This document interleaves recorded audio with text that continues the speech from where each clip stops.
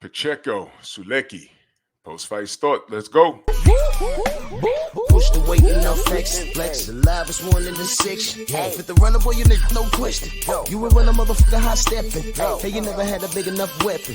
Motherfucker never learned your lesson. I'm a 88 pack nigga. I'm a 88 pack nigga. I mean, day walker, drink blood, trains out, full moon, motherfucker change like a hoe. I'm just a nigga from the hood trying to stack a little cheddar for the money.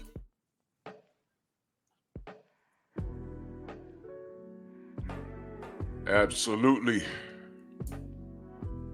Drew Titan Bronx on deck. Shout out to the mighty LDBC. This is my post-fight thoughts. Diego Pacheco versus Mr. Sulecki right there on the right-hand side. Tatted up, bald head, rock and roll, ready to go. I agree with the commentary. They said he didn't look old. Seasoned veteran, you know, tough. But Pacheco, as he stated, he said Sulecki never ran into anything like me. Talk about the fight for as long as it lasted. What did it end in? The 6th round? I just got done watching it. Forgive me if I didn't pay attention to what round it ended. I believe it was a 6. You know, I'm kind of tired today. I had a long day. Very entertaining fight. Sulecki stood in the pocket. He used what he had in his arsenal. There was really no smoke and mirrors with him. You know what you're getting with him. Hard nose, and you're in for a fight, man. He has above average boxing skills. But Pacheco, legitimate, man. I mean, what else could I say? And I don't want anyone disrespecting the young man. This was a quality win, man. Sulecki is no pushover, man. Do not disrespect Diego Pacheco. This is a quality win. Sulecki was no pushover. He is no pushover. All right? 100% credit for Diego Pacheco. And he's in the mix at 168. Now, 168, in my opinion, should be a very fun division to watch. Granted, Saul Canelo Alvarez wouldn't be holding it hostage. When I say holding it hostage, we all know what we'd like to see the man do. We would like to see the man fight David Benavidez, but just get it out your mind. And then there's another David there, David Morel out of Cuba. He's the regular champion. Saul is the champion. So I don't know how they're gonna work that out. You know, because he jumped up. Didn't he jump up to 175 or something crazy? I mean, come on. I mean, this is just. Oh man, this Canelo's. Look, crap will get off the pot, man. I mean, seriously, there's work to be done. He has a match coming up against Edgar Berlanga. I just watched Eddie Hearn. He stated that he would like Diego to be. They said he's going to be the mandatory for the winner of the Canelo versus. Excuse me, the Canelo versus. Who the hell is he fighting next? You know, this is how much I pay attention to Saul, because I really don't care. I'm sorry, Edgar Berlanga out of Brooklyn. And I'm rooting for Edgar. I mean, no one thinks he'll win.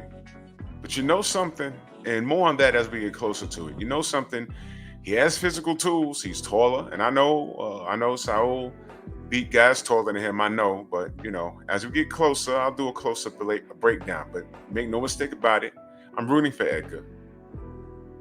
I'm rooting for the Boricua out of BK.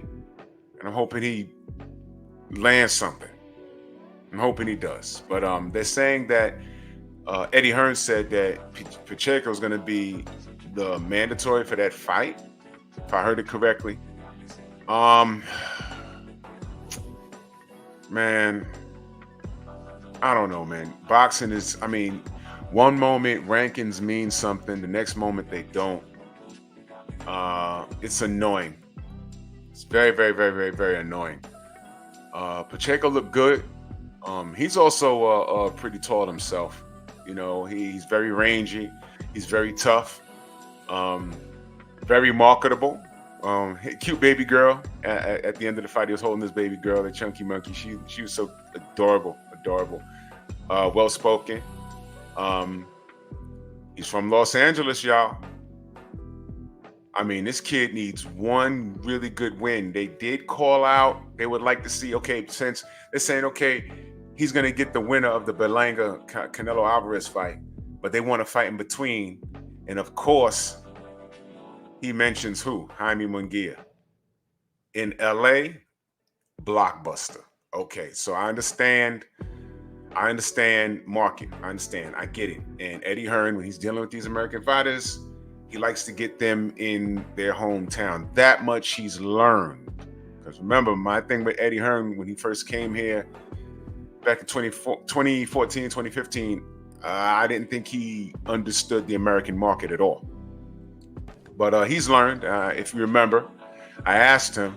He didn't have time to answer the question. He did say my question was a good question. My question to Eddie Hearn was, what have you learned about the American market since working here, since you've been here? And he was like, that's a good question. But I would really like seriously, and y'all know how I feel about Eddie Hearn. I know he's a liar, but a lot of these guys, I mean, Bob Arum's a liar, Don King being caught out there, it goes on and on and on. But seriously, I would love for him to answer that question in depth. What has he learned? I think he understands the American market a great deal. He's still got some, goofy games going on. Just to digress on what's going on at 147, with Boots. I heard he lowballed Brian Norman Jr. More on that during the week. But then they said Stanionis also got lowballed, and who else?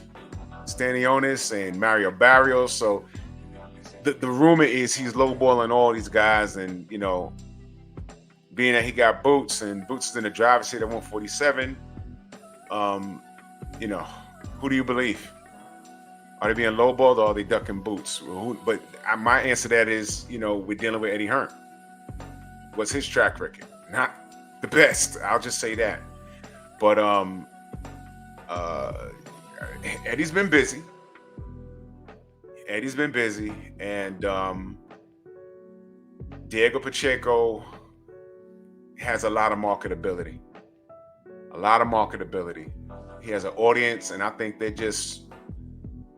his audience is foaming at the mouth. They need another guy like Diego Pacheco, and he's fun to watch, and that'd be pretty dope. I mean, if somehow Berlanga could come away with a win against Alvarez. First of all, of course, I know if he beats Alvarez, there's a rematch clause. Let's just say he beats him 2 times. He's lined right up for Pacheco. He's lined right up, and you already know. You already know that's people come out, they show up to show out. You know what I mean? So that would be great, man. That would be great. I'm really happy for this kid. He's kind of like off the radar at this division of super middleweight, kind of, sort of.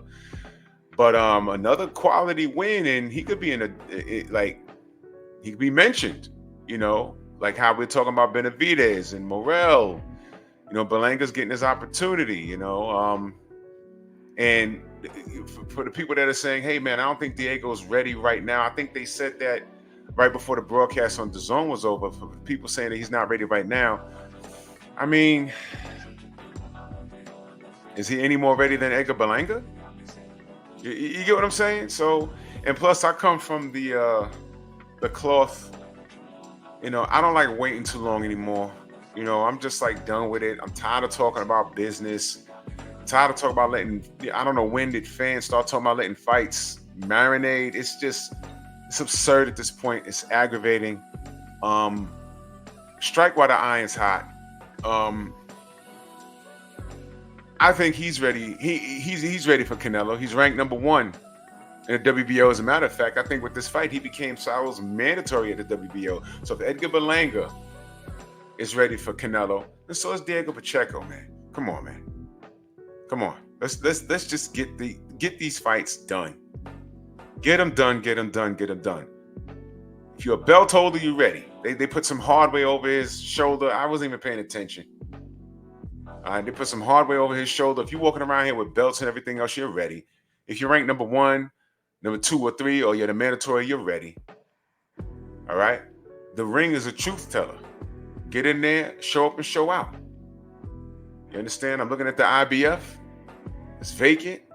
Diego Pacheco's ranked number 4. Christian Mbilli's ranked number 3, but Christian Mbilli is on Top Rank and Pacheco's on DAZN, and then, you know, that foolishness.